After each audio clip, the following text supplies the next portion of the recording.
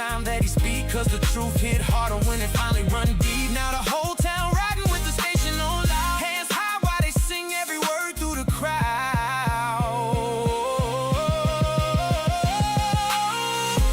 Can you feel the city breathing? Every late night conversation, through the speakers, through the rain. Ooh, New Orleans, don't sound the same. Gerod on the radio, whole city vibing slow. Late night lights in New Orleans glow. Everybody listen close. Gerod on the radio, truth in the speakers for sure. From the bayou streets to the corner store, whole city locked in. Yeah. You're now rocking with Gerod, the voice they couldn't silence.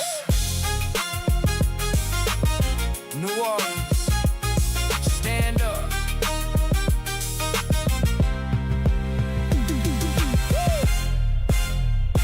Bam! There you go, there you go, there you go. What's happening, good people? What's today, Thursday? It's Thursday. Yeah, happy Thursday. Hoping everybody is having a good day. Hoping that you are ready to have some engaging conversation, because we got to talk.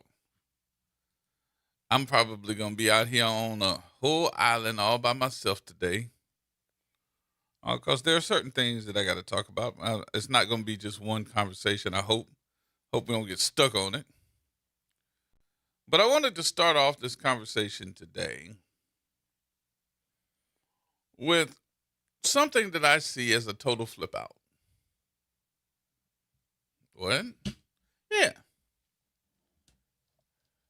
Something that I see as totally flip from the way that it started.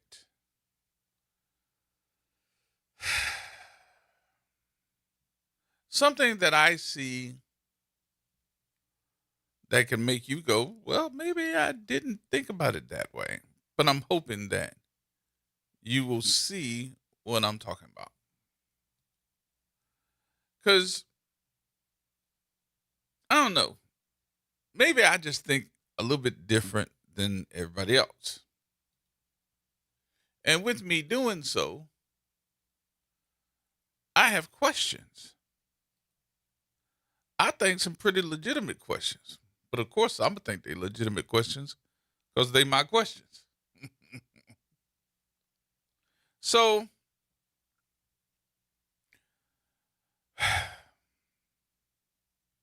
how do you say this? It's been an interesting couple of weeks because we've seen the conversation piece end up being from what you think you're doing. And I think it's now to the point where one side is saying, no, y'all won't play? We're going to show you how to play. And it looks like the side that started all the mess is now saying, come on, get over yourself. Go on, get over yourself. Go on, get over yourself. We sorry. We was just playing. What? What you talking about, Gerod?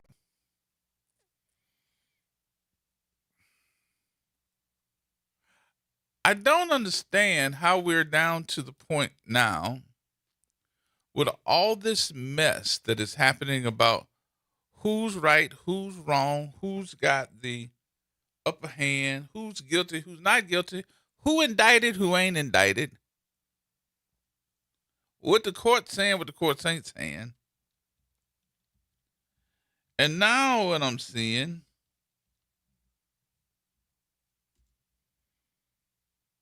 is saying, can we all just get along? What?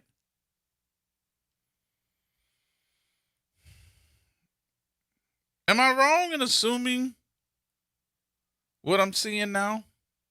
Because I want to start by saying, don't throw your rock now and then start hiding your hand. Cause y'all threw a rock at the big dog. Y'all the little puppies, and y'all threw the rock at the big dog, and the big dog is barking now, and she going roof, roof. And we's like, ow, ow, ow. Ooh, ooh, oh, oh, oh. We howling. We howling. Cause I want to go back to what happened. What you thought? What you talking about? Okay, so let me put it in perspective here so y'all will know exactly what I'm talking about. There will be no guessing. So the Louisiana Attorney General, Liz Merrill, has sent letters to the mayor and the city council after all that mess went down about stopping to put this clerk in, and we're going to have a special election. And she said, no, we're not. And if y'all don't pay attention, I'm going to come down there and have y'all's jobs removed. Y'all going to get removed from elected office. Really? That's what was said. Really? Hold up, player. Don't think you are all big and bad, because you're not. Let me send this to Nyron. Nyron, I just sent you something on the. Because I want to play this so we'll all get a perspective of what I'm talking about. Oh, you big bad, huh? You want to be big bad? Be big bad. I'm going to show you that you can't play with us. I ain't scared of you. I ain't scared. And did a little Instagram. Say, hey, you can play all you want to, but don't play with me. Who you think you playing with? I ain't the one. And so I'm going to let you know. You can't intimidate me. You can't intimidate the city council. And that's it. And I won't be. And I ain't moving. Now that the indictment done come, the governor done got into it, and all these other folks who got into it, it looked like we just punked up. Because the latest from the mayor was, hey, can't we all just get along? I'm sorry. When did the city of New Orleans become Rodney King? Can't we all just get along? You the one that threw the rock. Try to be a big dog. Now you sit up there talking about some like the little puppy. You the one. Not the city of New Orleans, not us. You said you were not going to be intimidated. B.I. Oh, as a matter of fact, let me play this. Let's play this so that everybody can hear the exact words that were said to Liz Merrill. Here we go.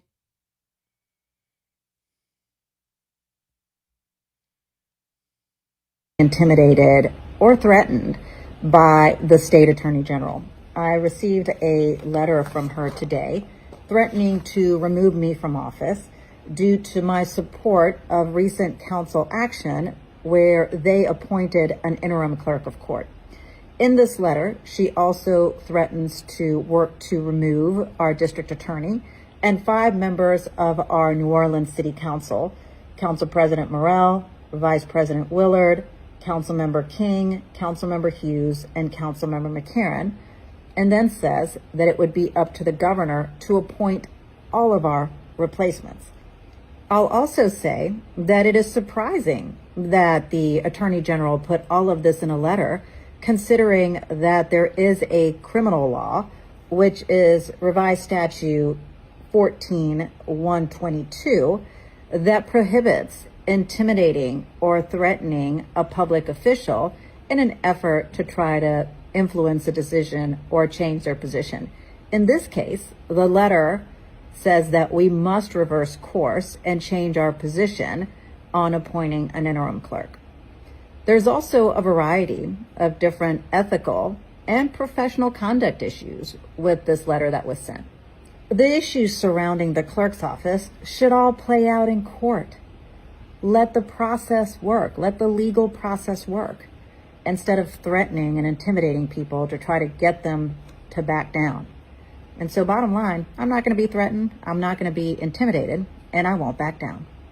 I hope y'all have a great day, and thank you for listening. All right, big dog. That's the big dog talking, boy. That's the roof, roof, roof. Give me that roof, roof. That's the big dog talking. But then here comes today.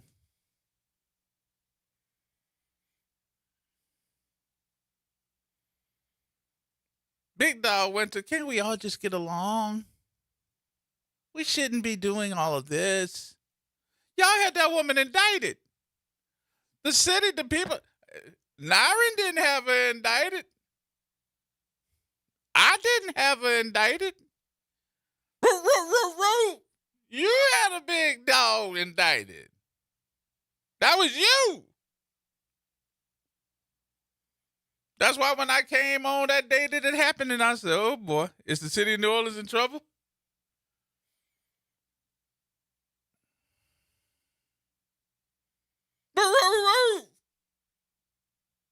Everybody say it together. Because you don't sound like that right now.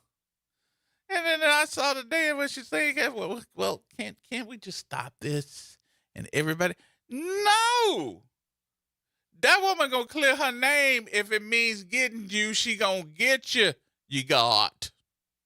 You better watch out. You'll be Cantrell number 2.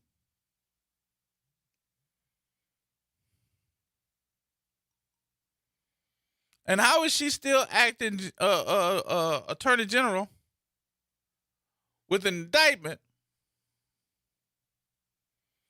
And then you got Laura Canizero walking around here saying the city of New Orleans ought to be ashamed of itself. Come on. They set the tone, y'all. They setting the tone. Y'all believe all that?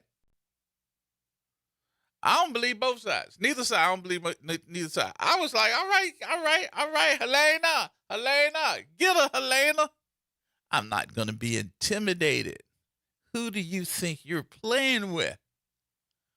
And then you're going to come back and say, isn't enough? Can't we just all get along? Hey, what? You can't throw the rock and then try to hide your hand? Baby, you didn't even throw the rock. You threw the boulder. How many attorney generals in the country have been indicted and was 2 hours from being arrested?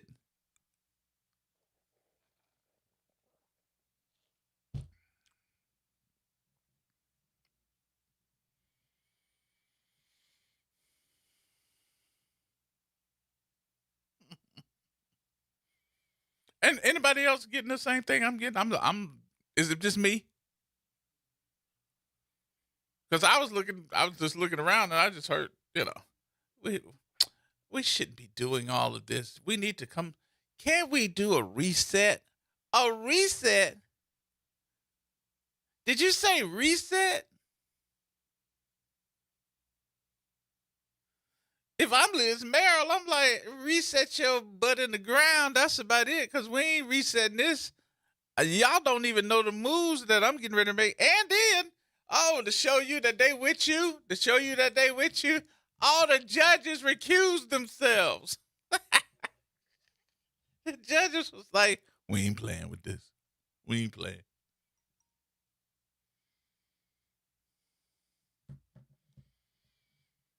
But I thought y'all were, can I say that? A-hole buddies. I thought you and Liz I thought y'all were holding hands, and I thought y'all were buddies. Y'all was.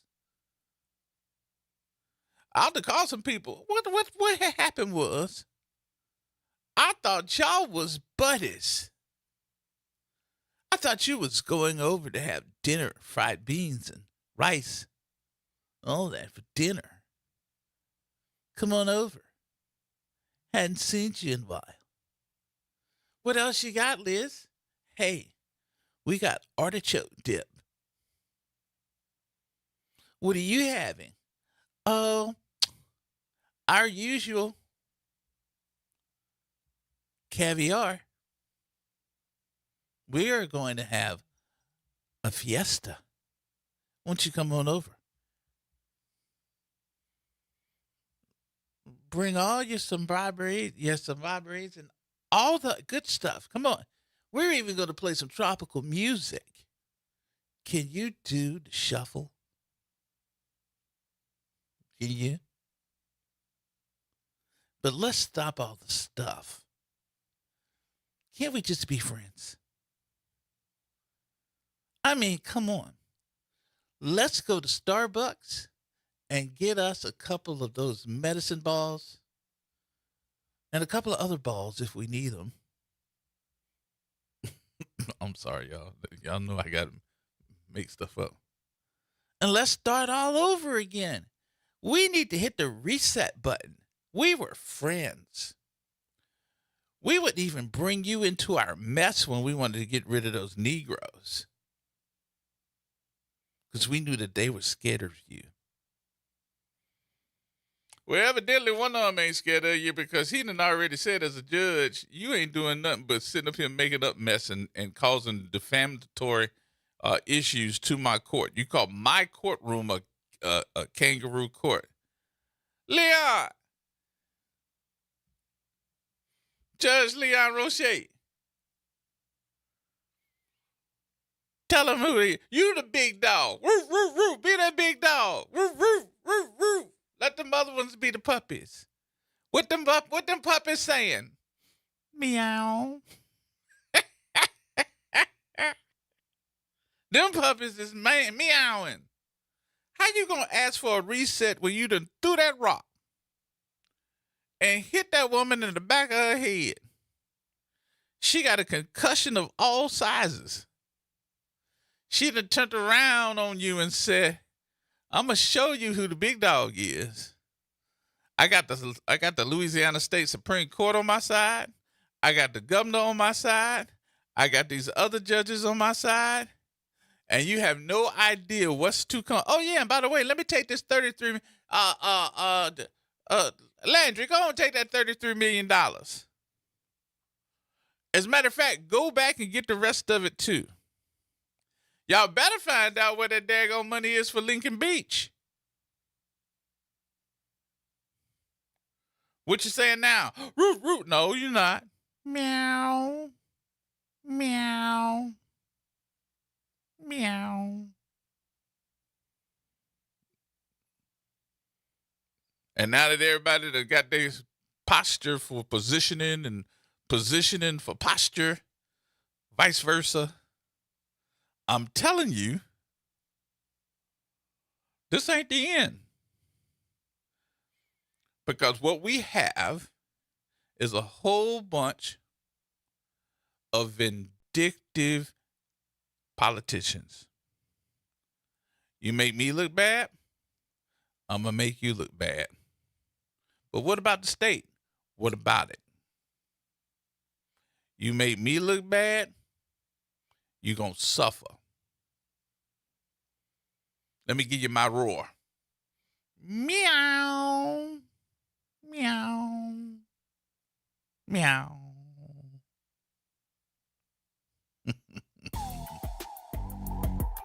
You ain't even asked me if I wanted to go to break today. You just said, let me just play this music and get him out of there. All right, y'all, we'll take our first break. We'll come back. We'll take some telephone calls, too, at 504-582-9422. More coming up.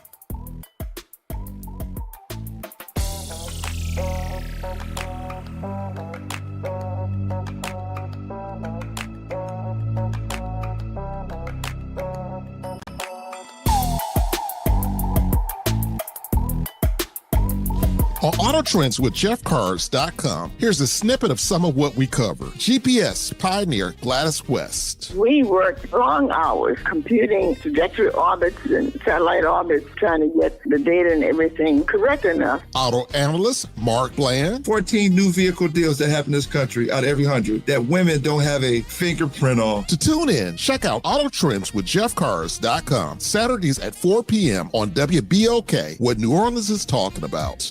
Well, Saints of God, this is Pastor David Impartan Sr. coming to you over the airways of WBOK, your favorite host of Change Your Water, Change Your Mind. I want to invite you to our show every Saturday from 1 o'clock to 2 o'clock p.m. That's Change Your Water, Change Your Mind. I want you to invite your family and friends to a broadcast that's designed to change your life, the way you think, the way you act, and what you eat. We want you to tune in every Saturday at 1 o'clock, WBOK, 12:30 a.m. See you on Saturday.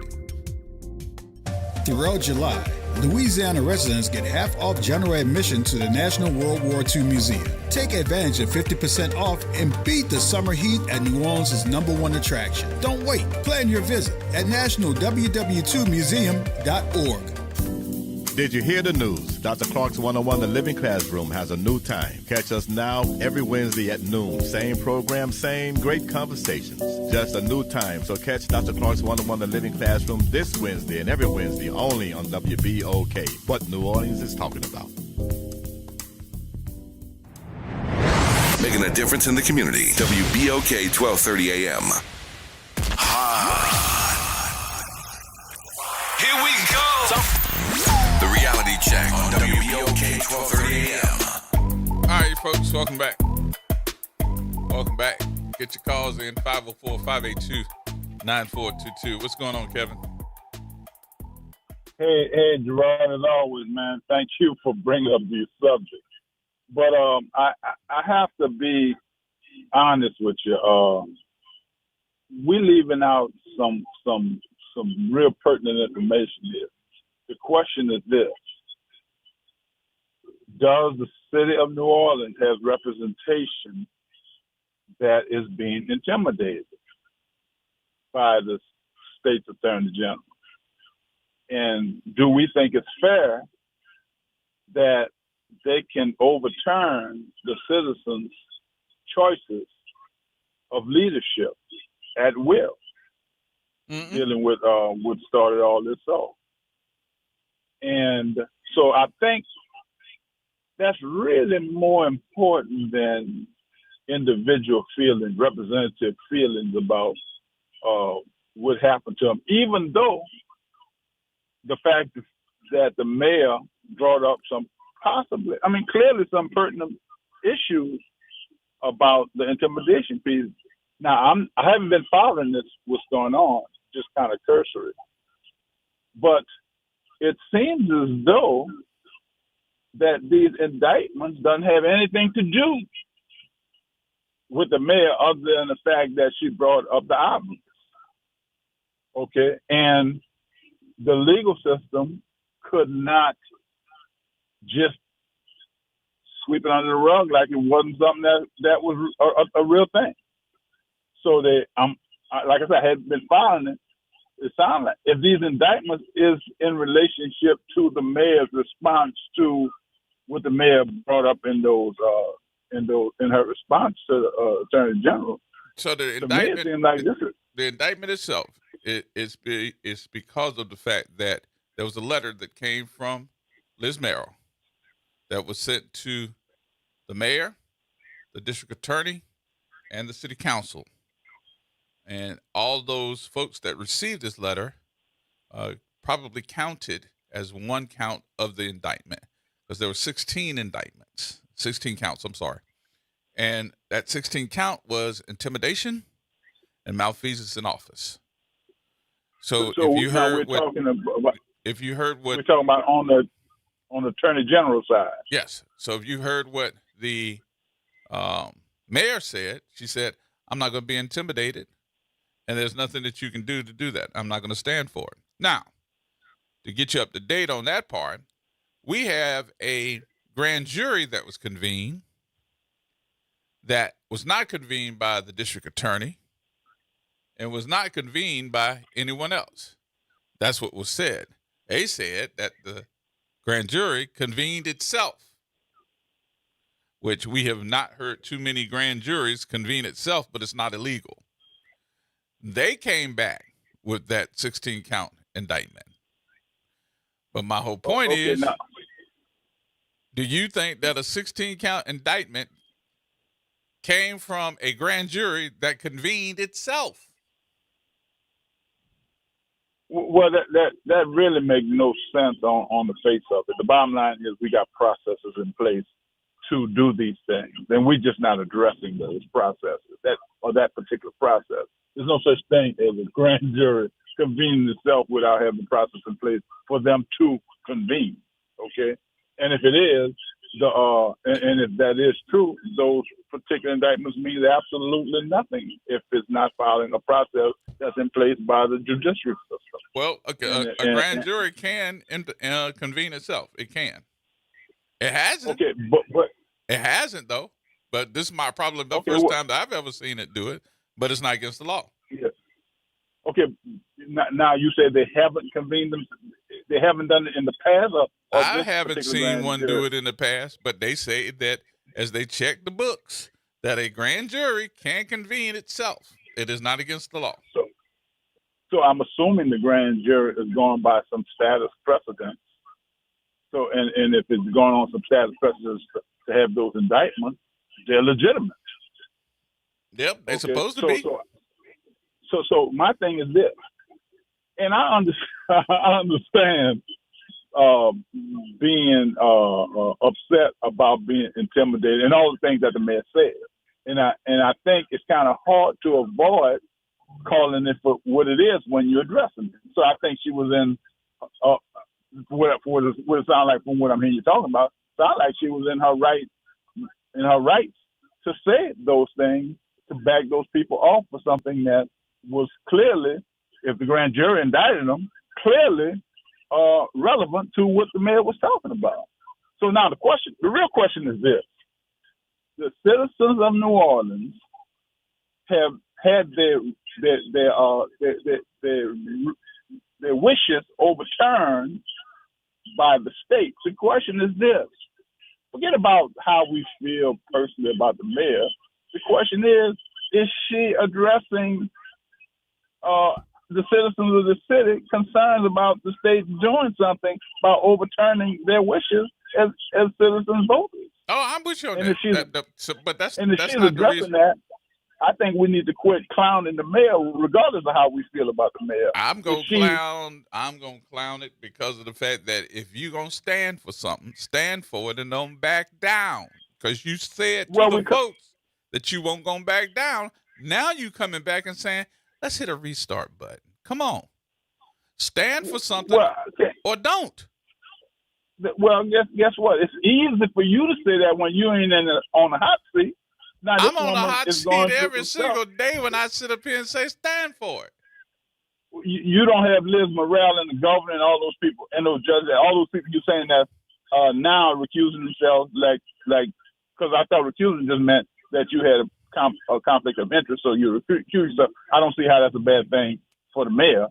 So, but the thing is this: until we quit clowning our representative, who seem to be legitimately saying something about what's going on, that's not right to the citizens of the city. Matter of fact, we need to be supporting her for saying something like that. Now, she don't want to be in this by herself, and that's why our leadership do not stand up, because the citizens don't stand up for them when they put themselves in that position. So you don't think that I'm a clown? You don't think I'm a clown? I'm sorry? You don't think I'm going to say something about it when they don't put themselves in the position? You either going to be for us or against us. There ain't no in between. You can't punk out after you make a statement like that and all the things that have happened since then from the beginning to now. And you got all these folks that believe in you saying, that's right, let's go. Let's do it. Let's do it. And now you come back and say, let's hit a reset button. Come on.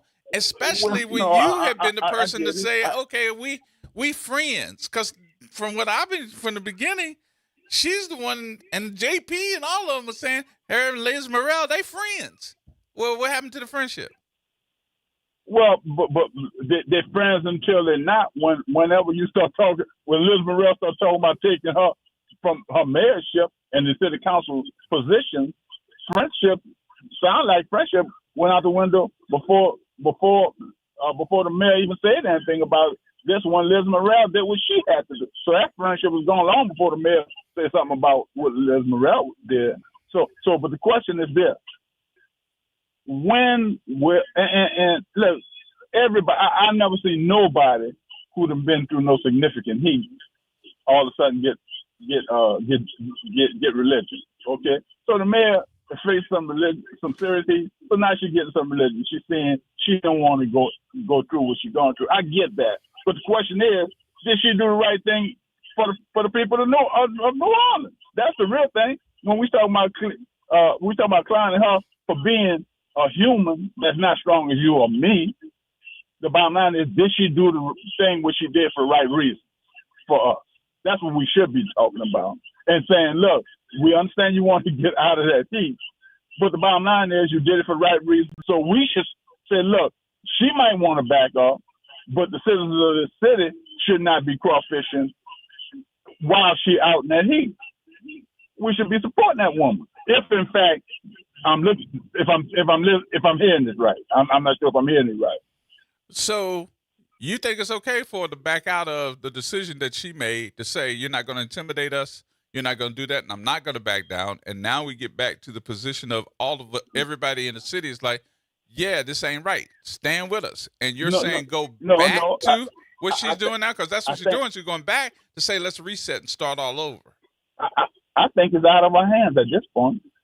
The people who indict the woman is move on to the next phase of that. She did her part, just like I said. Y'all do your part when y'all on the radio, even though y'all not solving all the problems. Y'all doing your part. So I think she did her part. Now the question is, are we going to support her? Or are we going to clown her? Or are we going to say, look, I understand you want to be out there. I get that, and we do need to get along. I don't have no problem with that. But the bottom line is, the cat's out of the bag. The genie is out the bottle.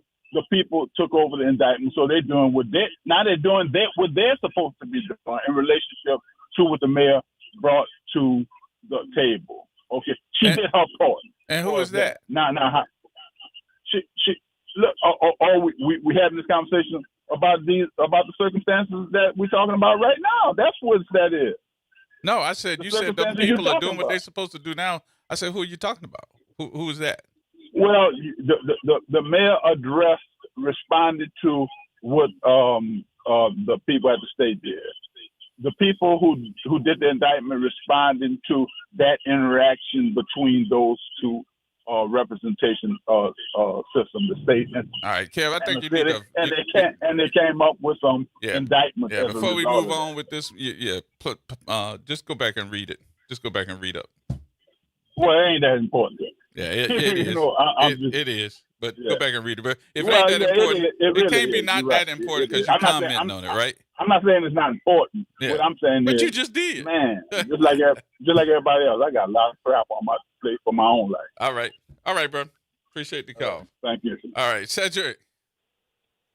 Why would they even begin to fight to say truth?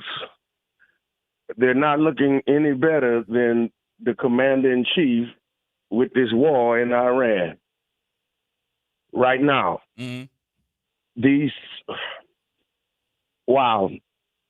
It didn't make sense for you to say anything if you're going to bow out now because pressure is on you. Right. That's my whole point. These people don't like the city anyway. And the people of the city don't like flip-flopping. You either going to stand up or be quiet. I ain't going to lie to you, Gerard. I thought we were at the beginning of a change in terms of politicians changing, standing up, meaning what they say. But I guess I was wrong. Nope. I thought it was going to be, look, They're going to do what they're going to do to try to get her out of it. What are we going to do to stand strong with it? She's not out the indictment, so don't get me started about that part, because she may have gotten the arrest warrant taken care of, but she's not out of the indictment. And you know, Gerard, for the life of me, and I know it's been a while back, but right here on this station, on your show, when the RTA operators in full uniform, streetcar operators, got beat up by SOD police officer, and the number 2 person in the NOPD was over that department and covered it up, the lawyer who's representing the Attorney General, Laura Canizero, was supposedly in the bar that night. And the guy that did the beating was her boyfriend. Yes. She married him. I believe they divorced now. Yes. But never did she once say anything. She was a part of the cover-up. Mm-hmm. So here again, judges, when you recuse yourself from stuff, city council people, when you don't say nothing, when you just want to get along, are you all forgetting what these folk have done to citizens already here in your city? So that's what I needed to ask the question, because listen, you know, my co-host, the lawyer, she's not feeling well, so she's not here, and I'm not going to bother her while she's trying to get well. But I was trying to think, why would all 12 of the sitting judges in the city of New Orleans, all of them recuse themselves because they didn't want to be a part of the indictment of Liz Merrill? I'm assuming that all of 12 judges had cases that involved her office. To me, that's the only reason why they should have recused themselves, and it would have been a conflict of interest. But this woman wrote a letter, threatening letters, to the mayor, to 5 city council people, and to the district attorney. And you mean to tell me them 7 people can't stick together? I don't know what Her that was. and the governor have taken over $30 million from us. They took a whole criminal clerk of court's office, and they have taken away 3 judges, and that's going to affect all of the judges.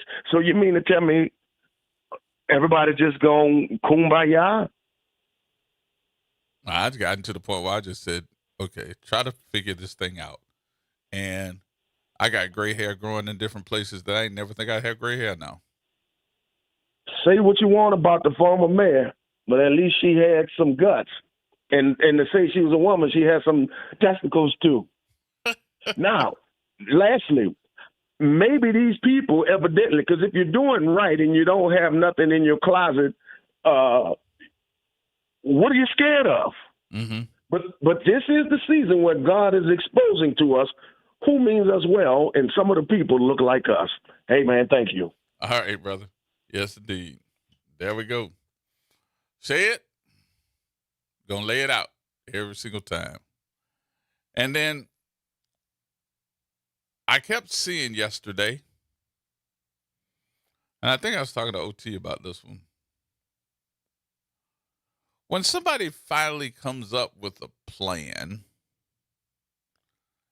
and says, guess what?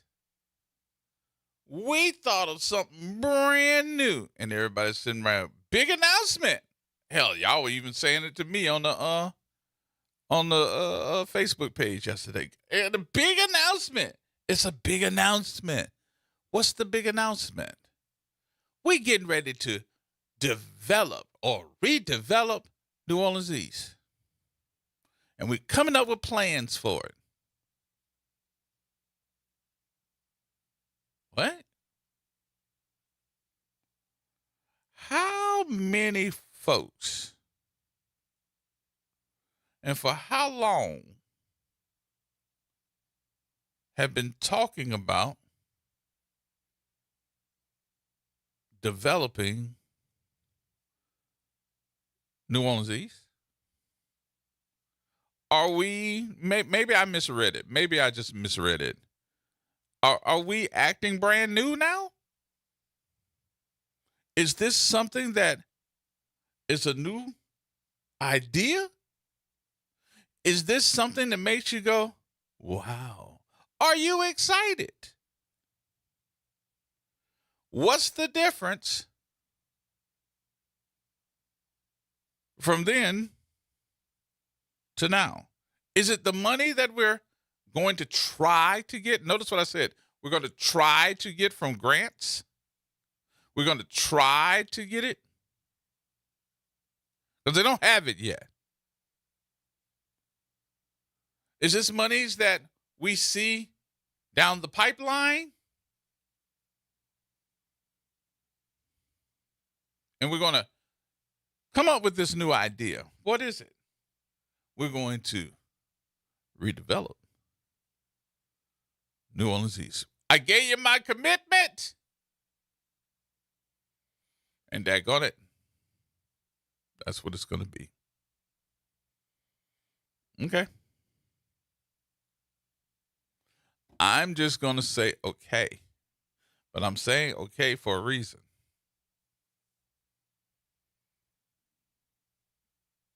I want to be from that state that says, show me. Knock down that daggone piece of a building over there on the West Bank first. Get all that asbestos out of there and start some development right there. And come on, show me what you're working with.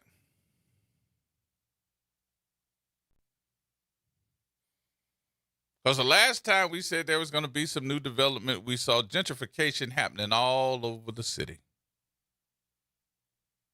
Y'all ready for that again? I hope if we're talking about redevelopment, that we learned a couple of lessons.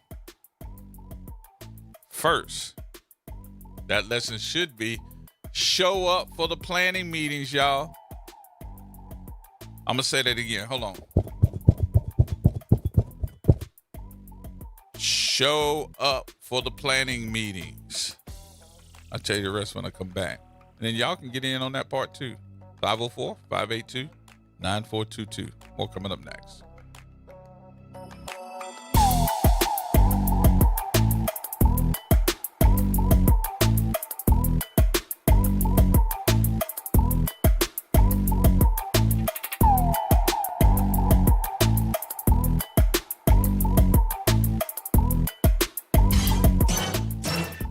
Hey, this is D. Riley from the 90s Hits R&B Jams. Make sure you listen to WBOK 1230 AM every Saturday night from 7 until 9 p.m. I'll be giving you the best R&B jams from the 90s. That's right, all your favorites and more. With me, D. Riley, your host of the 90s Hits, right here on WBOK 1230 AM. Or listen online at WBOK1230.com. WBOK, the station you listen to longer.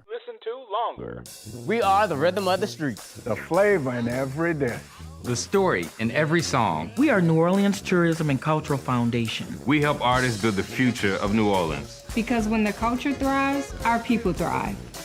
Every note, every brushstroke, every dish is a door opening new possibilities for those who carry our traditions forward. And when we open that door, the whole city moves forward. For New Orleans Tourism and Cultural Foundation, culture is our open door. This is The Law in Your Legacy. I'm attorney Pete Hamilton. I'm attorney Ryan Hamilton. Losing a loved one is tough enough. Do you really want your family dealing with court battles and paperwork on top of it? Whether you choose a will or a trust, think ahead. Take care of your family. Let them focus on healing instead of headaches. This is not legal advice. That's just a tip brought to you by Liberty Bank and Trust. For more information, go to libertybank.net or contact us at 504-915-5016. WBOK is pleased to announce the reboot of Crosstown Conversations with host Gene Nathan. A heightened focus on cultural entertainment events and the creators who present them. The new time is now Saturday at noon. Tune into the stories of our exploding creative scene with Gene Nathan on Crosstown Conversations. WBOK. Listen now on WBOK1230.com. Here we go. The reality check on WBOK 1230 AM. All right, folks, welcome back. Thursday afternoon. Y'all, is it gonna rain or what? Did it rain earlier? Did it rain? No. Because it came through loud and clear that the thunder was coming. I was like, oh, Lord. And we don't think it's raining, it's going to rain. And that's what it usually does. All right, let's get back to the conversation here. Let's talk about New Orleans East for a minute.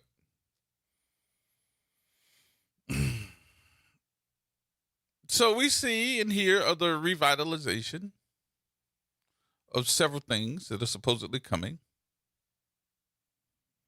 One of them is the reinventing or reinvestment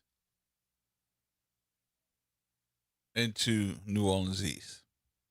Is that a bad thing? I'm like Howard on here. Howard said, I thought that was a good thing. Supposedly. I hope it is.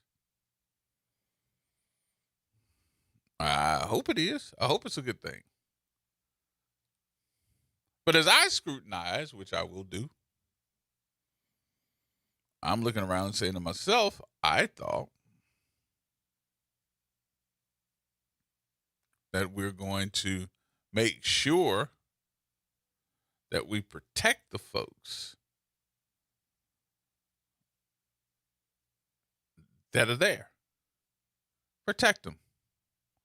Well, why you say protect them, G? We have seen a city that has had a big percentage of African Americans that were the majority. But it's interesting to me that over the years we have seen since Katrina, the numbers dwindle. The number of African Americans, black folks that live in this city or wanted to live in this city move. From a plethora of reasons, of course. Some of those reasons, of course, come back to can't afford it because the cost of living went up. Cost of living in New Orleans went up before Trump. We saw that happen. We saw the schools change. So your child that has a school right in front of them could get bused to a school across the river. So we saw school choice not really be school choice for those kids that thought it was going to be simple.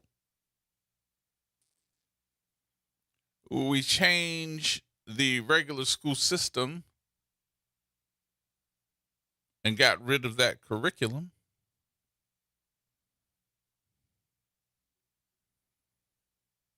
And everybody sat back and said, let's make sure they're testing or that we're teaching testing instead of teaching the school books.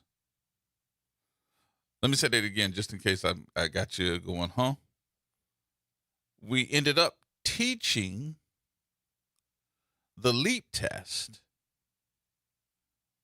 more so than teaching books.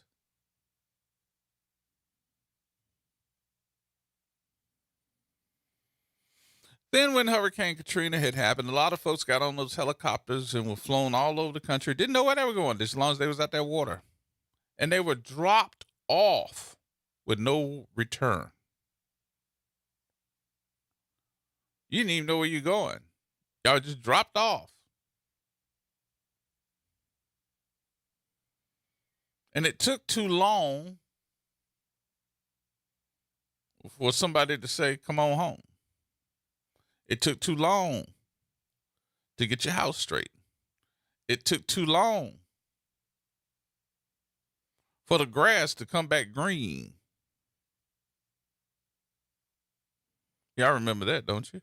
The grass didn't come back green for a while. Everything was gray. So I really feel that all of us, it doesn't matter who you are. It doesn't matter what ethnicity you are.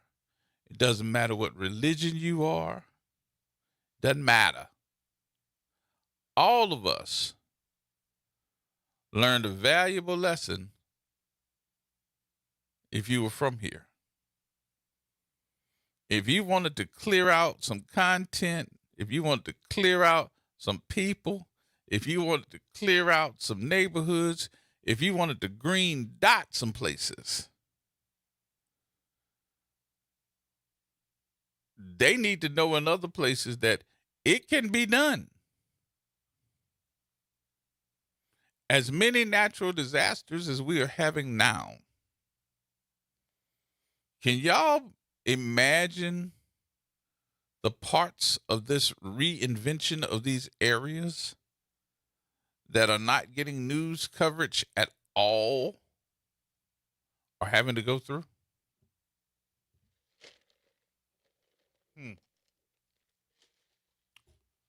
Somebody said something to me. Y'all remember when them floods came through Asheville, North Carolina? When was that? Last year? And everybody was like, "Oh man, and gee, how far is that away from your home?" It's a good ways. Asheville's in the mountains. I don't live in the mountains. I live closer to the state of Virginia. But if y'all don't remember, or if you do remember, you really didn't hear me say too much about them folks that live in Asheville. You didn't hear me say too much about the revitalization of that place. Oh, it's beautiful. It's in the mountains. It's very beautiful. Beautiful, beautiful countryside.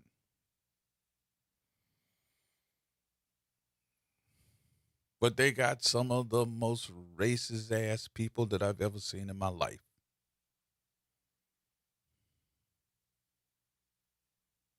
So there wasn't too much I was going to say.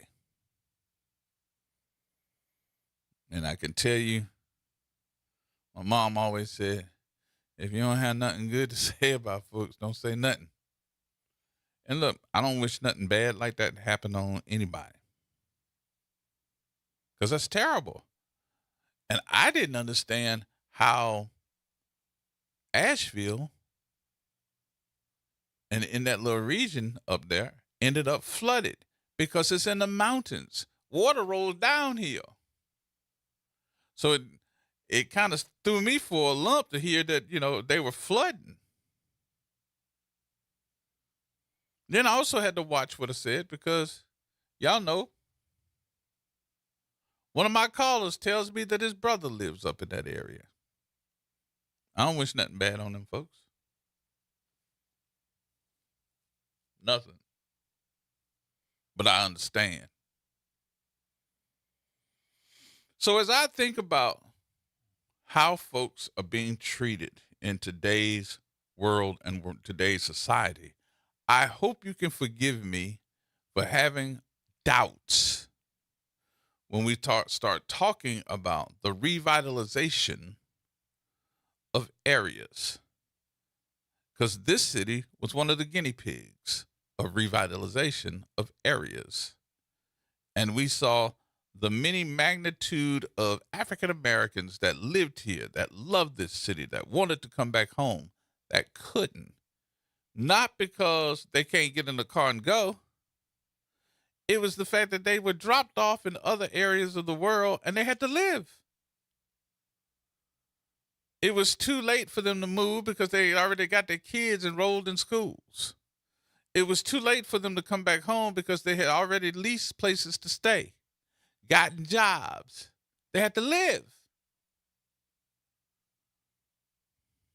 So what did they miss out on? Coming home. Why do you think that Ray Nagin kept telling everybody, you have the right to come home? He understood what was going on. I tell you who else understood what was going on. And I never forget that day I sat there on a bench. It was on a park bench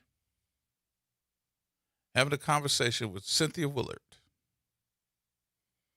And she had this stare on her face. And I said, Ms. Willard, you all right? She was state senator then. She said, I'm tired. I'm tired. These people want to green dot the area that I represent, and I'm fighting. I can't let them do it. I swear to God, I hope that is not why she got sick. I don't know, and I'm not saying that in a like I'm trying to find out or what happened. But I know that shortly after that, her health deteriorated. And I hope that that was not one of the reasons. Because she's still a fighter. She's still a fighter. She's still got politics in her blood. And she's going to continuously fight. All right, y'all, we got to take a break here. We'll come back right after the conversation with the news. And we'll have some more conversation with you in just a few minutes. Y'all make sure you get your calls in at 504-582-9422. There's more coming up right here on WBOK.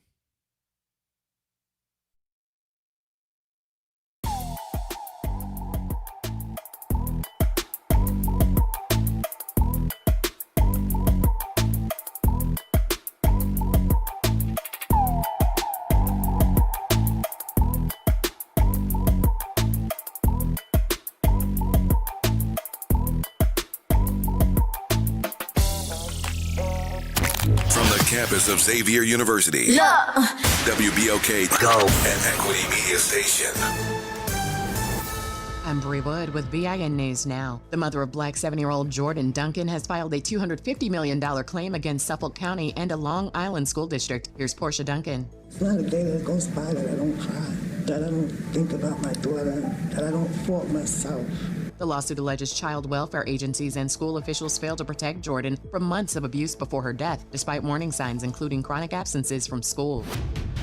A crowd gathered in Minnesota to honor Philando Castile on the 10th anniversary of his death. More than 100 people attended a candlelight vigil where his mother urged continued civic engagement. Organizers say a scholarship fund established in Castile's memory has awarded $300,000 to 11 Black students.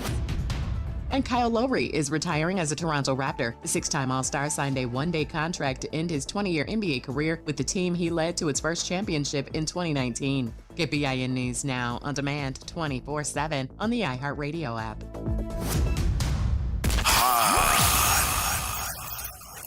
Here we go.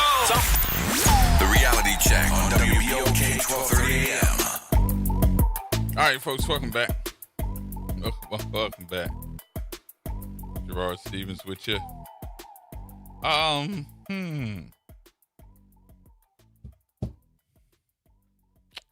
Let me take Galloway.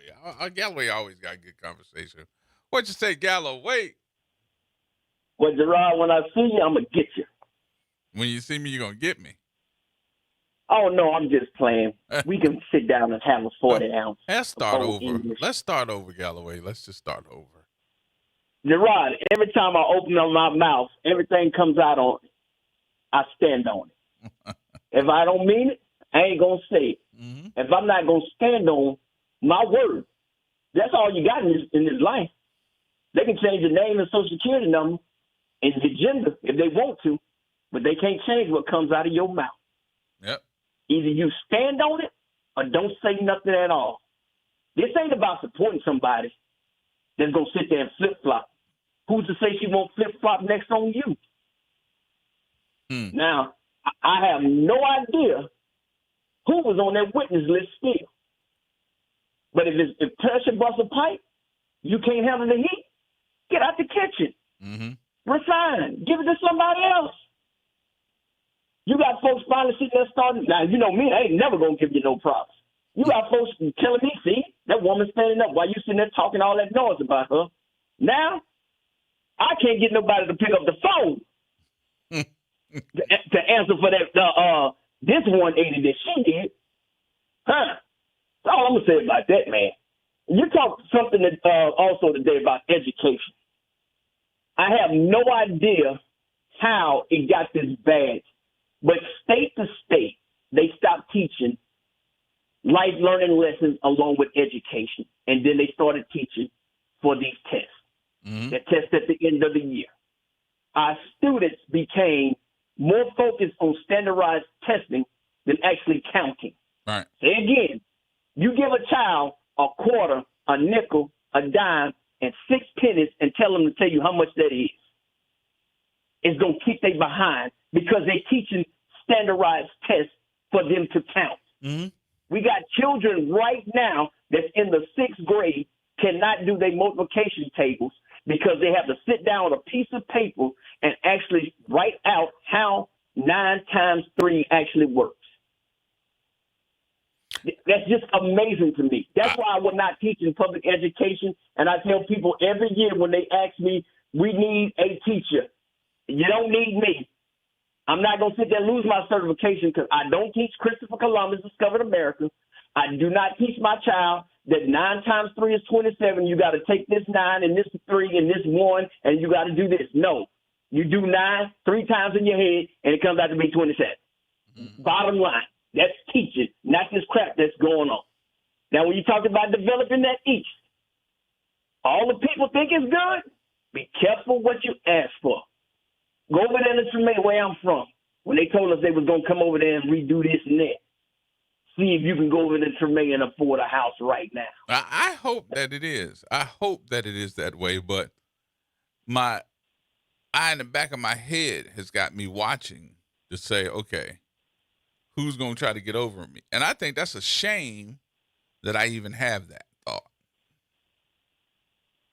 Who's going to get over on us? You are absolutely right to think that way, Gerard. How many times I called and told and explained to your audience and yourself what they did to us up here in Austin? Mm-hmm. But I said we went from 8 miles to what? 8 blocks. Mm. And they will do it with smiling in your face and tell you that they don't like Donald Trump and conservatives. So it's just not the conservatives doing it. It's your little liberal hippie Democrats doing it to you, too. Mm. They'll have somebody smiling you talking about, we got these jobs for you. Man, you can probably make you probably about 40,000, 50,000 this year working for me, man, doing this. And all of a sudden, when you go home, you get a notice that your property taxes have doubled. Now, how can I afford the property taxes and I only made 40,000 this year? Right. Think about this stuff. This is a real dangerous game that's being played with smiles, pats on the back, and a lot of folks sitting there that look like me and you that's eating that cheese from that rat that's giving it to them and telling you she ain't that bad or he ain't that bad. Man, trust them. Them some good folks. Them that scene of, what was it, Malcolm X? When he say, boy, Mr. Cooper is good white folks. That's how some people in New Orleans are acting right now. And the more I try to tell people, the more they take. And folks just think it ain't going to happen to them. They coming for your neighborhood next. I'm telling you, Gerard, but you own it today, my brother, man. I ain't playing. And if folks ain't paying attention, I don't know what else to tell them until it gets late. So maybe they just like flip-flopping. Never know. Maybe they can ride on that horse. They might can ride on that horse on doing Mardi Gras with her.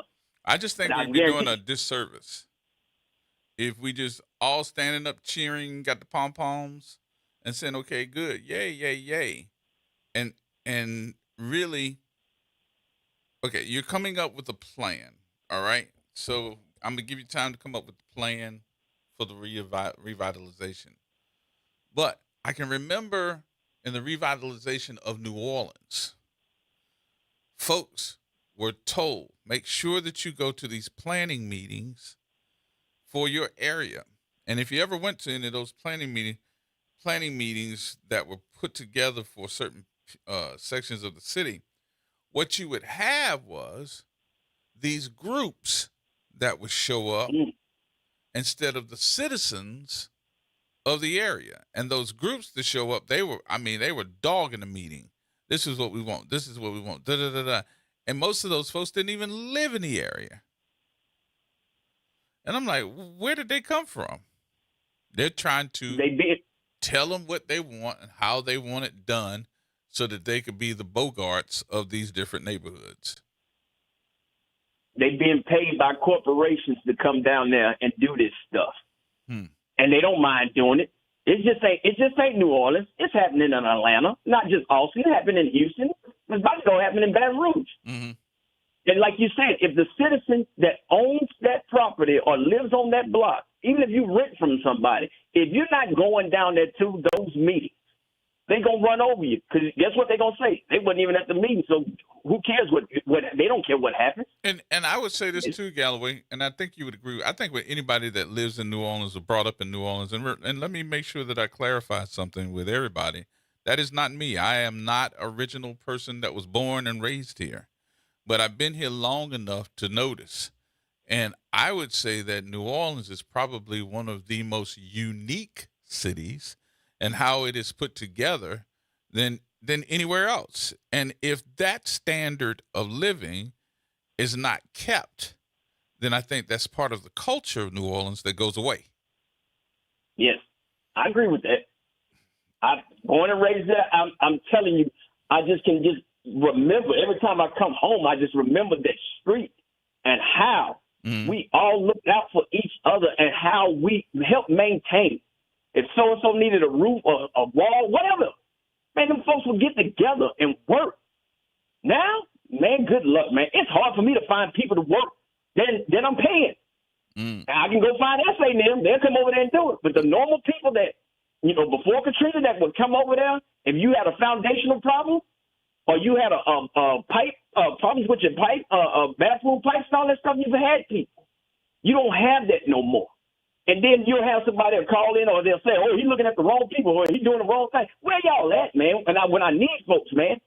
So I definitely get what you're saying, Gerard. Some of it is our fault. I'm not going to sit there and deny that. Some of it is our fault. But when you're running up against that machine, these corporations, these folks that has extra money laying around from COVID or whatever, however they got them scam loans, because white people scam too, they got big money. And they come in. City council pays them more attention than they pays us, the natives. Well, let me throw this into the mix. And look, I don't know everything that's going on, but I do know that I can sit down and have a conversation with the folks over at Bayou Phoenix. And I don't know how you have a conversation about revitalization of this humongous section of town without including what that section of town is going to look like and how we're going to be able to put both of them together. How do we do that? You let them stand alone. Revitalization of New Orleans East and let that section sit back because they don't have all the money yet. Come on. Don't you think that's kind of personal? That's politics. That's politics. Personal politics. Well, that's politics because Troy didn't celebrate and didn't support her and supported Oliver.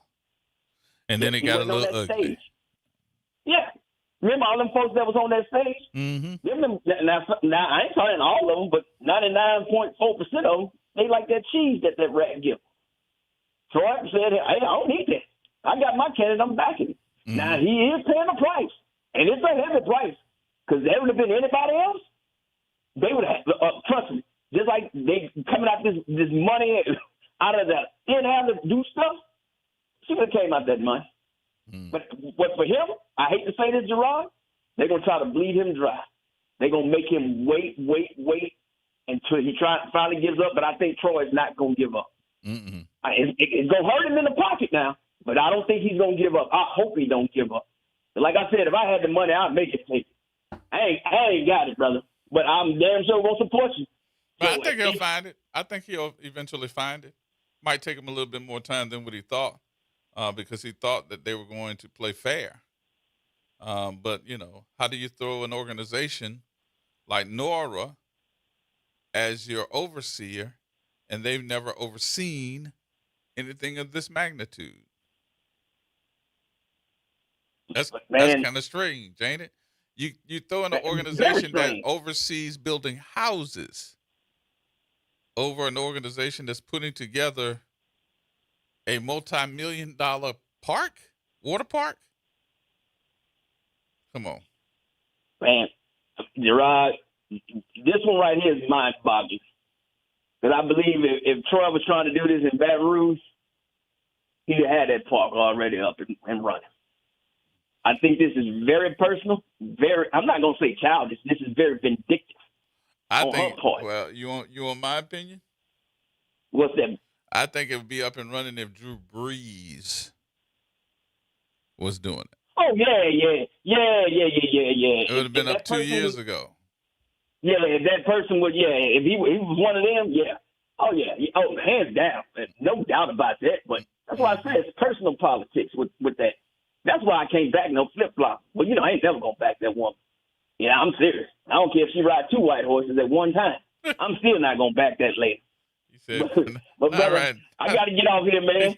I got to get down. I'm getting ready to go to the airport. I got to go to Miami. I got a soccer game to go to Saturday, brother. Oh, you going again? Yeah, we got one Saturday. That's Netherlands and England playing in Miami, and then we got one after that. That's Tuesday in Dallas. Frank's gonna be playing the winner of I think it's Spain and somebody. So then that's my last one. Then vacation's over with, and I got to hear that crazy woman tell me to cut the grass. Yes, indeed. We know who in charge. Right. We know who in charge. I know who name on a bunch of stuff. That's about it. You call that in charge.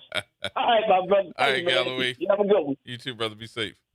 Yes, indeed. He said he going down there. He had to come back and cut the grass. I know who in charge. It ain't Galloway. No, sir. Huh? Oh, I thought you were talking to me too. So, in this whole concept, and I know that I probably could wear a T-shirt that says Debbie Downer because I'm not so enthused.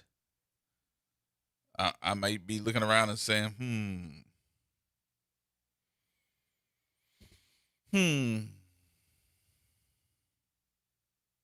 I'm thinking to myself that the biggest part of that is politics. And I also have to look at what has happened in the past.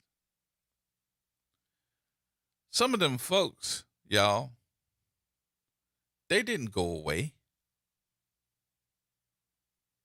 They just sat dormant enjoying their money because they made so much of it.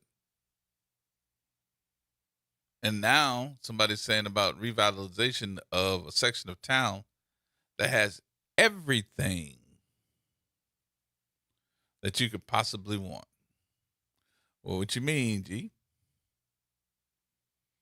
Y'all remember something when we start talking about revitalization, the way that people live, what's available. You got all the natural resources. You got the water.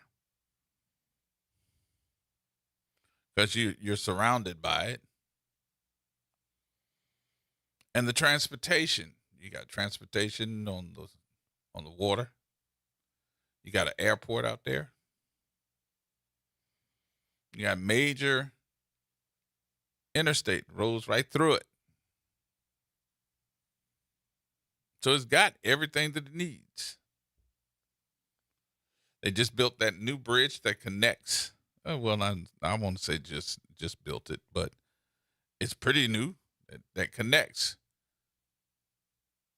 every other part of the east. I would even call Slidell the east. To the east.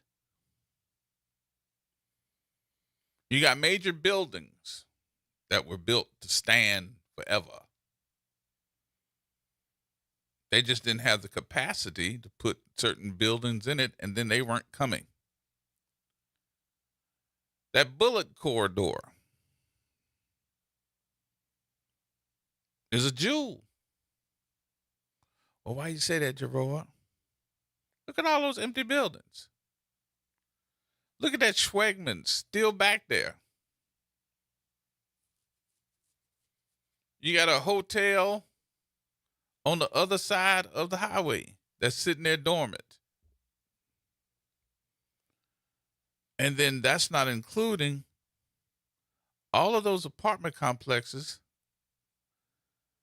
that are trash that need to be refixed.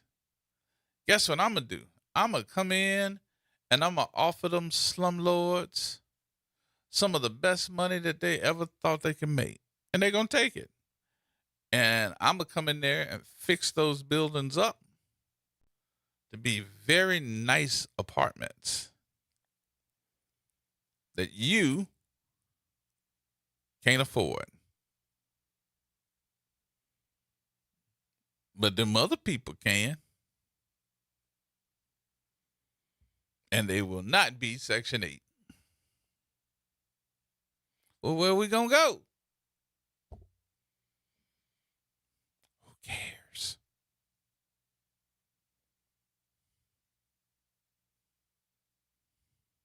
Where are we going to go? To the country. To the country. All right, folks. That's going to get me into a position where we got to take a break here. We're going to take the break. We're going to come back. Have some more conversation in just a minute. We'll take some of your telephone calls, too.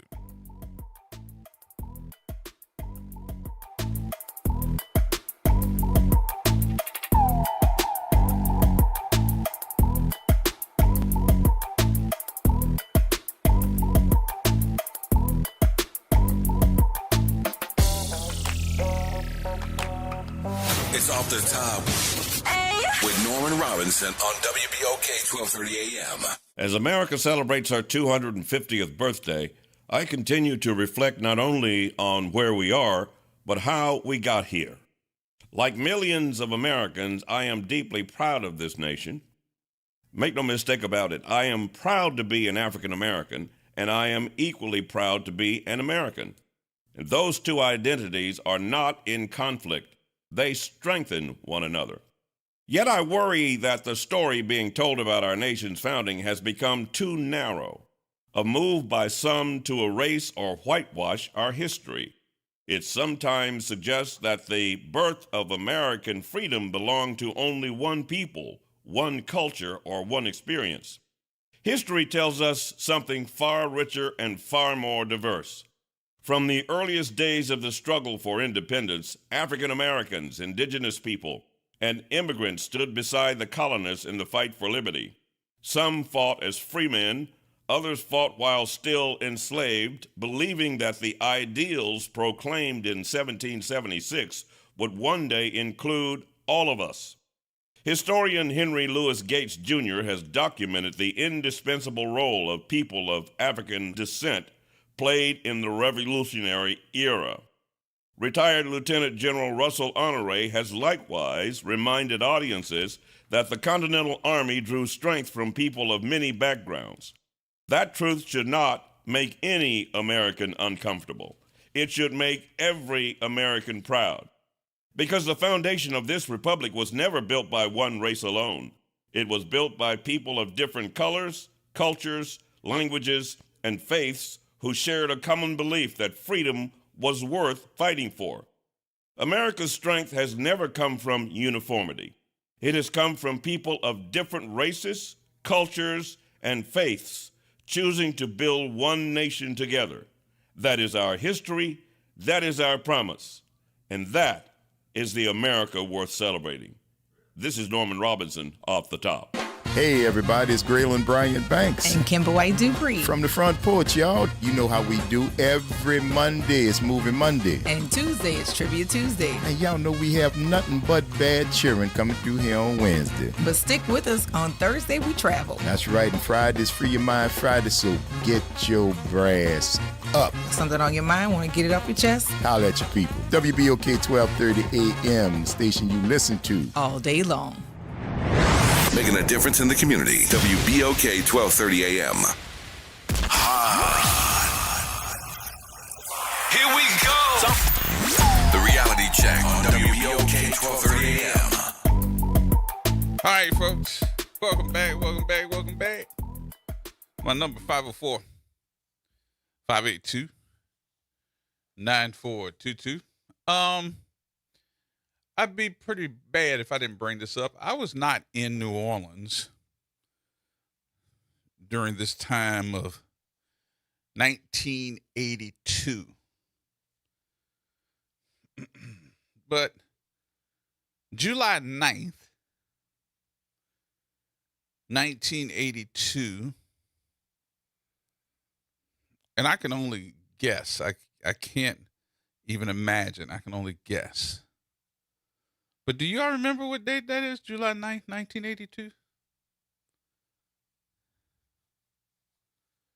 That was the flight, the Pan Am flight, 759. It was regularly scheduled domestic passenger flight from Miami to San Diego with en route stops in New Orleans and Las Vegas. And on July 9th, 1982, the Boeing 727 flying this route crashed in New Orleans and Kenner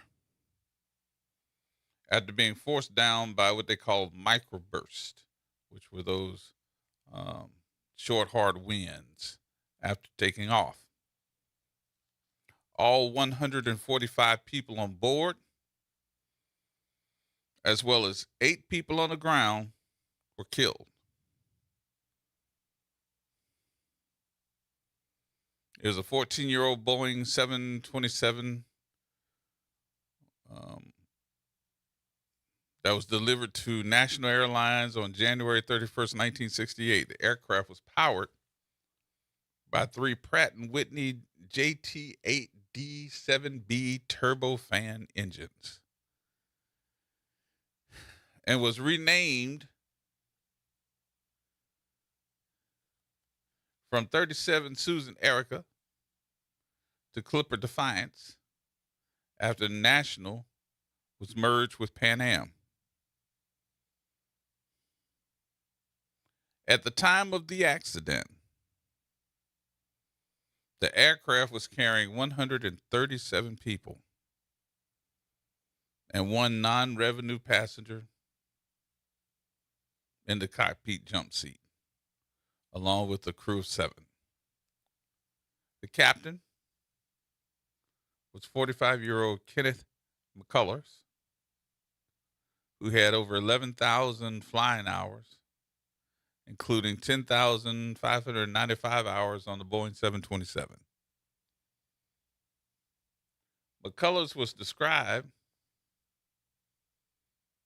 by others as an above-average pilot who was comfortable to fly because of his excellent judgment and ability to exercise command. The first officer, 32-year-old Donald P. Pierce, who had 6,127 flying hours, including 3,900 hours on the Boeing 727. Pierce was described by other captains as a conscientious pilot with excellent knowledge of aircraft systems and company flight procedures and techniques. The flight engineer was 60-year-old Leo B. Noon, who had 19,900 flying hours, including 10,500 hours on the Boeing 727. All 3 flight crew, including the captain, the first officer, and second officer, were reported having no sleep or health problems and had passed all proficiency checks without any issues. The weather forecast that day at 7:40 in the morning on July 9th by the New Orleans National Meteorological Center contained thunderstorms, possible severe turbulence, icing, and wind shear. The weather chart at 1800 local time identified a high-pressure system located 60 nautical miles off the Louisiana coast. No fronts or low-pressure areas were, 100 nautical miles of the airport. And the forecast between 1200 and 2200 indicated scattered clouds, variable broken clouds at 3,000 feet, and some moderate rain showers. That was according to the National Weather Service on that day. The flight began its takeoff from runway 10 at New Orleans International Airport. That was at, 16:07 That was 4:07 p.m. Bound for Las Vegas, Nevada. At the time of the flight's 7:59 takeoff, there were thunderstorms over the east of the airport and east-northeast of the departure end of the runway.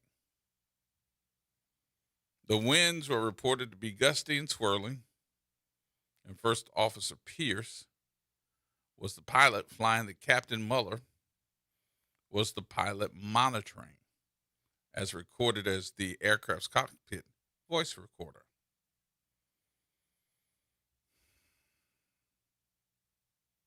As the 759 lifted off of the runway, it climbed to an altitude between 95 and 150 feet and then began to downsend. About 2,376 feet from the end of the runway, the aircraft struck a line of trees, that is, at an altitude of about 50 feet. The aircraft continued descending about another 2,234 feet, hitting trees and houses, and crashed into the residential area of Kenner, which was about 4,610 feet from the end of the runway. The 759 initially struck a house at 1624 Fairway Street, destroying it. The plane broke apart as it went across 2.5 blocks, tearing diagonally across Hudson Street, 17th Street, and Taylor Street. The aircraft was destroyed by the impact, the explosion, and subsequent ground fire.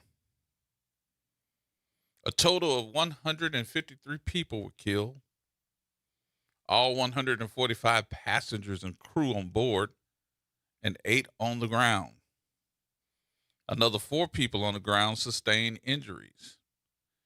In one of the destroyed houses, a 16-month-old baby girl was discovered in a crib covered with debris. That debris protected her from the flames, sustaining only minor burns. The child's mother and 4-year-old sister were killed. The father was at work when the incident occurred, and all 6 houses were demolished. While 5 houses sustained significant damage, most of the homes have since been rebuilt. The NTSB determined that the probable cause of the accident was the aircraft's encounter with microbursts, which included wind shear, downdraft, and headwinds all at the same time, the effect of which the pilot would have to find that he had difficulty recognizing and reacting to the time that the aircraft's descent to be stopped before it impacted with the trees. Contributing to the accident was the limited capability of then current wind shear detection technology. The investigation noted that the failure of the United States government to put out proper weather information that day and to maintain wind shear detection devices at the airport. That was reported by the New York Times. How many of you were around during that time? July the 9th, 1982. T-Bone. Okay. Wow. I didn't know that detail about that flight. I kind of remember it. I do kind of remember it. I was around that time. You know what I remember about it? Not a thing, but I've seen the footage. Because you know who was out there reporting on it? Norman Robinson. Okay, yeah. I saw was Norman a kid when it happened. I was a kid when it happened. Yeah, I saw Norman when he was the I think he was a national news anchor at that time for one of the networks, and he was standing like right in the middle of all the destruction and was reporting on it. So that's what I remember about seeing it. I wasn't here during that time, but I saw the footage. Wow.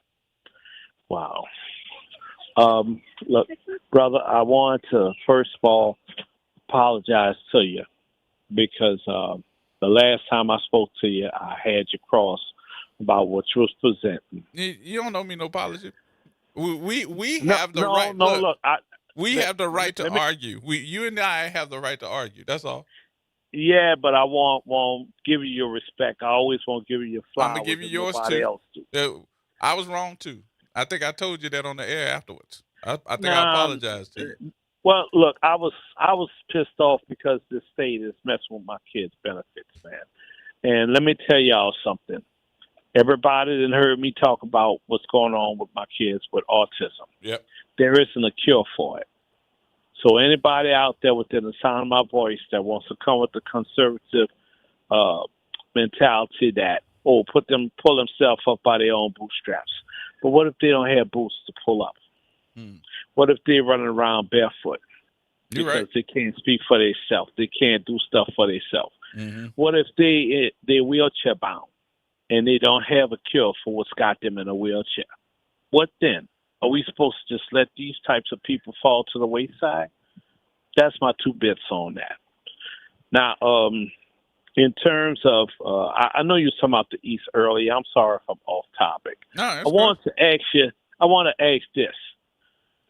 I was trying to tell my wife about this because we kind of looking at stuff out in the East, but I'm a little hesitant. The Bayou Phoenix thing. Mm-hmm. I remember telling her that Mr. Henry spent $3 million on cleanup. How much has he spent total on that project to try to renovate and revive part of the East, man? Right now, he said he spent $3 million. So that's where he is with it. Okay. I guess the other part of it is his vendors that want to come in and start doing all of the other. So plus he got partners. What's the other name? What's the name of the other TKT? TKT. I'm sorry, that's one of his partners. That's a construction company that they do a lot of different projects together. But if you went to Franklin Avenue, when you did that big presentation, he had about 9 to 10 different folks from different companies that are coming in to do, their parts, whether it's the water park, whether it's the hotel, whether it is the area where they got the baseball. All of those partners are waiting to get these permits to get done. And, okay, we're looking at property out there. But guess what? These types of things that are holding up the renaissance of the East go against it. And there's still high insurance prices, according to the real estate agent I was talking to. People want to buy property out there, nice property. Houses that aren't as damaged, houses that are in good condition. But the thing that's working against them is the high insurance premiums for out there in the East. Mm-hmm. And that's one of the things that I was wondering if that's what you was talking about, because we keep talking about it, how the East needs more, and they deserve more, because they still have people in a decent tax bracket living out in the East, contributing to the city as a community. So, I mean, I don't know. What is it going to take for them to do right on business out there? Because right now, you have the opportunity to renovate an area that can bring in more tax revenue, more dollars into this city and into the state as a whole. But you have other factions that are keeping business from being done out there. You have areas where supermarkets can go. You have areas where restaurants can go. You have shopping areas. You have additional real estate for housing, for all kinds of stuff. But the city keeps screwing it up, literally, and acting like some big developer is going to come in with $1 billion, drop it like it's hot, and everything's just going to be all right. And that's just not going to happen. But the information that I'm getting is that at least $6 million has been appropriated. But he's not gotten it. But that's the thing. The city they're has the money. acting like that they're still bidding on the land and that the land can go for more money than what Mr. Henry has done. Yeah. If you don't build it, nobody's going to come. If you don't build it, nobody is going to come. That's what the city officials and the people that's controlling the business matters of this thing need to understand. Big business can go anywhere, spend their money anywhere, invest anywhere, and make money anywhere. Yeah. They don't have to come to New Orleans. They don't have to come to New Orleans. They don't have to grease your palm. Nope. When are they going to get it through their dick skulls? I mean, I don't we get it. understand We get it. Yeah. But you also get the other parts of it too. So. Yeah. Because you just said it. Yeah, it's my 2 bits, man. But God bless you, brother. You too. Keep up the fight with with giving us the data, because let me tell you something. Make sure you take care of that the baby, only though. station is much of a black community that they have. This is the only station delivering the data that the black community truly needs and does not get anywhere. Yep. All right. All right. All right. Have a T-Bone. good evening. All right, brother. Peace. So one of the datas that I got to put out here, because I know everybody's waiting for this one. It's interesting how we portray people. We portray people like they are better than the gravy train. We got the big dog crew. Woo, woo, woo, woo. That's actually meowing. Meow. Did y'all know that a former deputy superintendent, that the former Homeland Security Director for the city of New Orleans has put in an official complaint alleging violations to Superintendent Ann Kirkpatrick, about Superintendent Ann Kirkpatrick. Did y'all know this? No, you did. You know why? Because nobody has said it, and it's a written, formal complaint that's a month old, and nobody has said doo-doo. Let me read it to you just in case you ain't heard it. You know I done heard it. I just have to have it right here in front of me.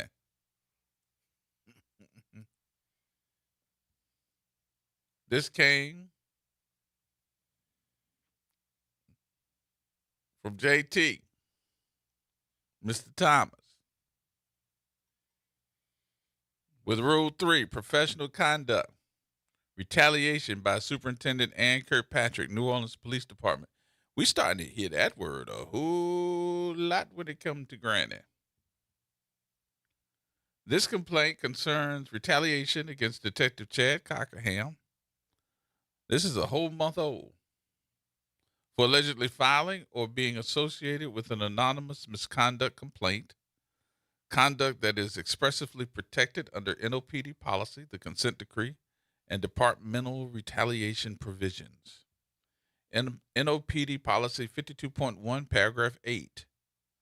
Any complaint received by NOPD via an anonymous source or third hand from any known source, news media, OIG, Metropolitan Crime Commission, District Attorney's Office, or outside agency, shall be investigated fully and fairly with what information is given and or discovered during the course of the investigation. Paragraph 21. Every misconduct complaint, including an anonymous or third-party complaint, shall be accepted by PIB or by the supervisor meeting with the complainant. Detective Cockerham was accused of making an anonymous complaint concerning the major captain's test. According to the policy, if he was the one who made the anonymous complaint, he should have remained anonymous. OIG investigator Kenneth Petro obtained Detective Chad Cockerham's IP address from another separate criminal investigation. The information obtained in the criminal investigation can be used in a subsequent administrative investigation, including the same incident. Petro used Detective Cockerham's IP address in a separate administrative investigation, which had nothing to do with the criminal investigation. Furthermore, Superintendent Kirkpatrick stated in her statement in Detective Cockerham's civil service hearing that his case was outsourced because it was something she claimed she changed the policy to send out cases which has higher profile or involved upper management. Superintendent Kirkpatrick stated this case was high profile because he had ties to the mayor. She did not explain how or what ties he allegedly had to the mayor. Retaliation. The actions taken by Superintendent Ann Kirkpatrick constitute retaliation under NOPD policy. Detective Cockerham was disciplined for allegedly exercising a protected right, filing, or being associated with an anonymous complaint. This meets the definition of retaliation under Rule 3, Paragraph 12, retaliation. Retaliation for reporting misconduct or for cooperating with an investigation of misconduct is an egregious offense and shall be grounds for discipline, up to and including termination. Chapter 52-1, Retaliation.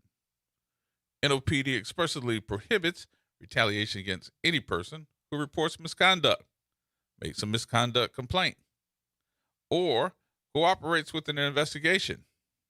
Any form of retaliation shall be grounds for discipline, up to and including termination.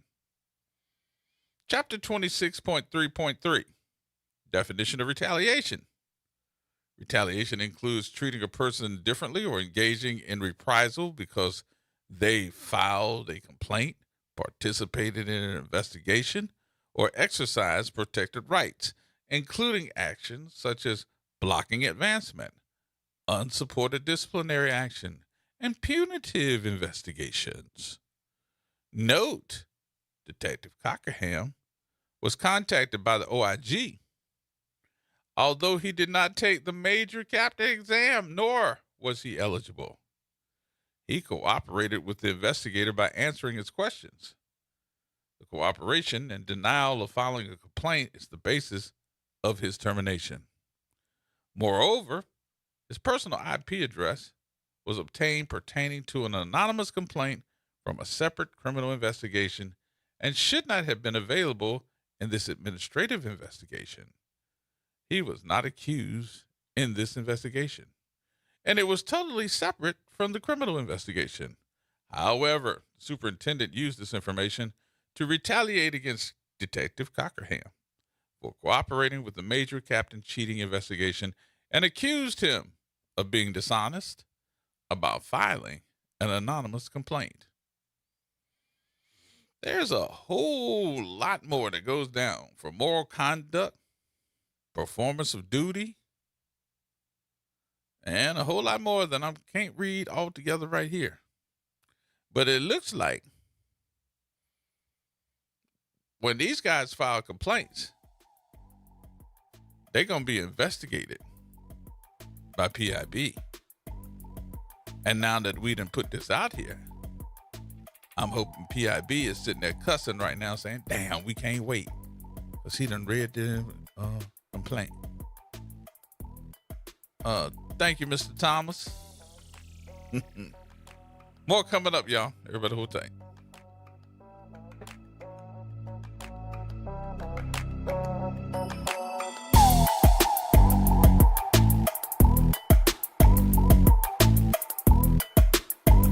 Hey, WRN News. A decade-long promise to put Harriet Tubman on the $20 bill is officially dead.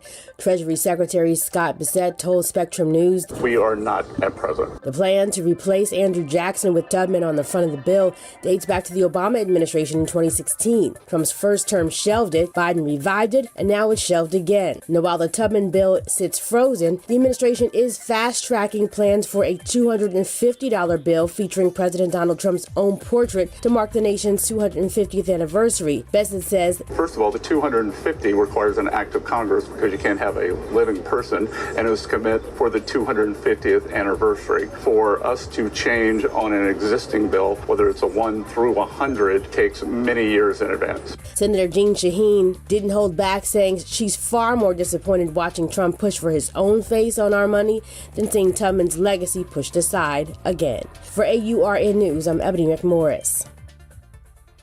New Orleans never sleeps, and neither does WBOK. Now, every voice, every moment, and every show is in your pocket. Search WBOK Media wherever you get podcasts. Download, share, rate us 5 stars. Because when you support us, you amplify Black voices and the New Orleans culture. Ladies and gentlemen, boys and girls, welcome to another open enrollment update. Who do I have on the line today? Hi, you're speaking with Vanessa Scott of BSG of Louisiana. Can you tell us a little bit about what is open enrollment? The open enrollment period is for Medicare members that want to change from one plan to another. Why is open enrollment so important? Because a lot of people missed out on the annual enrollment period. So they need to have a one-on-one review. And if you have questions or concerns about your Medicare plans, what should you do? You just pick up the phone, call 504-621-3687. We even come out to your house. Zero cost to them. Get with BSG of Louisiana for your Medicare review. For church groups, senior communities, or disability organizations, call 504-621-3687. We are an independent insurance agency providing information about Medicare-related insurance plans. We are not connected or endorsed by Medicare or the U.S. government. The New Orleans Jazz and Heritage Foundation is the nonprofit organization that owns the New Orleans Jazz and Heritage Festival presented by Shell. With the funds generated from Jazz Fest, the foundation invests in Louisiana companies through economic development, cultural enrichment, and free educational programs. To learn more about what the New Orleans Jazz and Heritage Foundation does, please visit www.jazzandheritage.org. This is Andronika Morris, host of Put Housing First. Join us every Tuesday at 12 o'clock, where we will discuss how housing affects every aspect of our lives and what's necessary, what's needed to guarantee housing for all. Join us every Tuesday at 12 o'clock as we dig down deep onto the issues that affect all of us. Did you hear the news? Dr. Clark's 101 The Living Classroom has a new time. Catch us now every Wednesday at noon. Same program, same great conversations. Just a new time. So catch Dr. Clark's 101 The Living Classroom this Wednesday and every Wednesday only on WBOK. What New Orleans is talking about. If someone asks, Yeah! let them know you listen to WBOK. Here we go. The Reality Check on WBOK 1230 AM. Boy, oh boy, oh boy, oh boy. What a day this is, isn't it? JT, thank you, bro. I needed this. Man, I'm looking at this complaint and I'm like, damn. I can't even say darn. Yeah, I was trying to say darn. Looked at it as damn. I went to Chad's civil service hearing. And I was shocked at the people that they had, and they're working for the police department and for the OIG's office that were lying. And it was proven. I mean, you get to get a copy of the transcript and see for yourself. So in this complaint that came from Mr. Thomas, Rule 4, I didn't even get that part. Well, let me go to Rule 2, where it says untruthfulness. Untruthfulness. The use of that word is just like calling my children out of their name when it comes to police officers. Untruthfulness. Let me read this part. Rule 2. Superintendent Kirkpatrick stated she submitted the email mentioned in the report, which stated asking anyone who submitted an anonymous complaint to contact the OIG to help with the investigation and in turn gain confidentiality through the OIG's office. So I'm going to stop right there for a minute, but there's more. I got a problem with this altogether. Because how about if we've been telling people, which we have, for the last 10, 15 years, hey, you know something, say something, and you can submit it confidentially. You don't have to give your name. You don't have to give any. You can submit your complaint or your information confidentially. You're telling me that in this case, the problem is not the fact that you may have had officers that cheated to get promoted, that the problem in this case is you wanted to know and go hunt for the person that submitted an anonymous complaint. That's what you did. You went and hunted the person. I don't even say look for. The only thing that was missing in here was a 308 round. Some of the police officers said, "What he know about a 308?" Don't play with me, boy. I'm sitting back and saying to myself, you're not even looking for the problem. You're looking for the person who submitted the problem or the possible, or should I say the alleged problem. You didn't even go after to see, hey, was there a problem? And didn't this say, am I wrong? Let me go back. Because if I'm looking at this. This says the actions taken against Detective Chad Cockerham were unsupported, untimely, and retaliatory. And the note, it was requested that the OIG is not the investigating agency as they are a part of this complaint. Now, am I wrong in saying that? I need to get somebody in here probably can do that. I'll do that next week. But isn't part of the rules and recommendations in this stating that you can't have a third party investigating this? The party that investigate this would be PIB. The OIG would be the third party. So why are they investigating anything? Oh, I forgot. It's because everybody else you asked, because y'all were doing shopping around from the district attorney to the attorney general to the OIG. Everybody else turned you down for this untruthfulness and false statement complaint.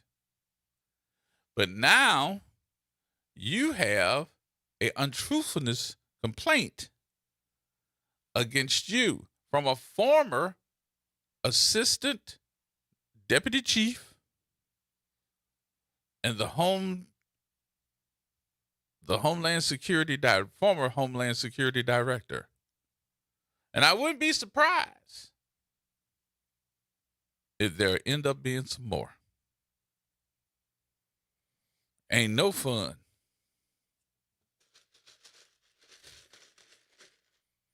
when the rabbit got the gun.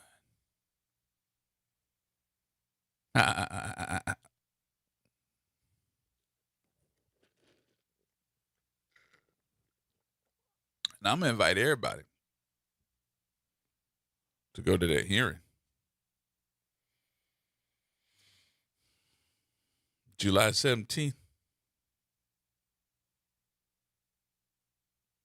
which is next week.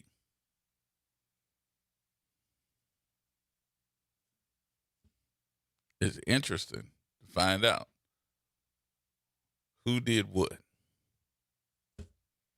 And to find out, because this is a continuation. I sat there with my mouth wide open the last time. If a fly would have been in the room, he would have been in trouble. We'll find out again. All right, y'all. I'm serious. This is a complaint that was submitted on June 12th from John Thomas. John Thomas put this in as a complaint, and he is a former deputy chief and the former director of Homeland Security for the city of New Orleans. He's the one that wrote this, and he's not sending it anonymously. He put his name on it. That's why I'm sitting up here calling his name, because this is not being hid. He put his name on it. Oh, boy. We shall see how this goes. All right, y'all, that's going to wrap things up for me. I appreciate everybody for being a part of the conversation on today. Pray for them people and families that have to remember today's tragedy, 1982, July 9th, when that plane crashed in Kenner. Pray for those folks and anybody affected. I will see y'all on tomorrow for the reality check. Y'all be good and keep it up. We got more to go. We'll see you later.